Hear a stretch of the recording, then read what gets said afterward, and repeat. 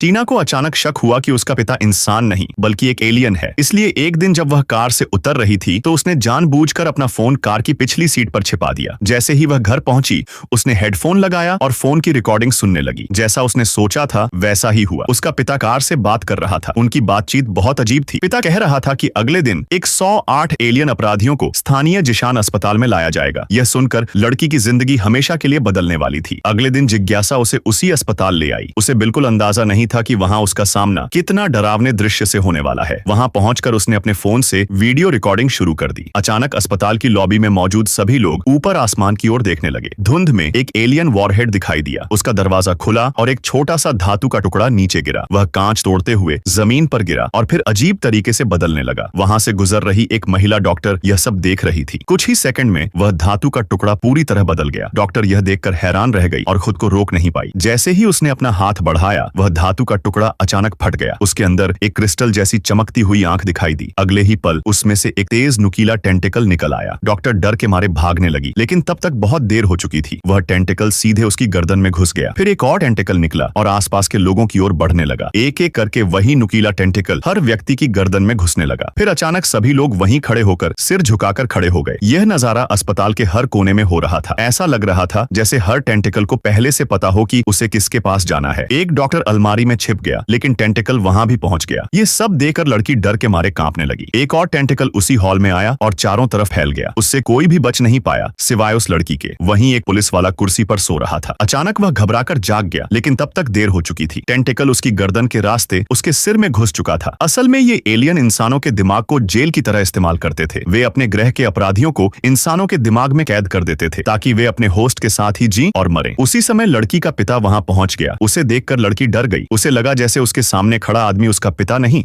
बल्कि कोई अजनबी है। वह बिना कुछ कहे वहां से भाग गई। उधर एलियन का काम पूरा हो चुका था। टेंटिकल वापस क्रिस्टल के अंदर चला गया। सभी लोग फिर से सामान्य हो गए जैसे कुछ हुआ ही न हो। किसी को भी कुछ मिनट पहले हुई घटना की याद नहीं थी। सब अपनी जिंदगी में वापस लग गए। आगे की स्टोरी और भी इंटरेस्टिंग होने वाली है इसलिए कमेंट करो, पार्ट 2 वीडियो मिल जाएगी।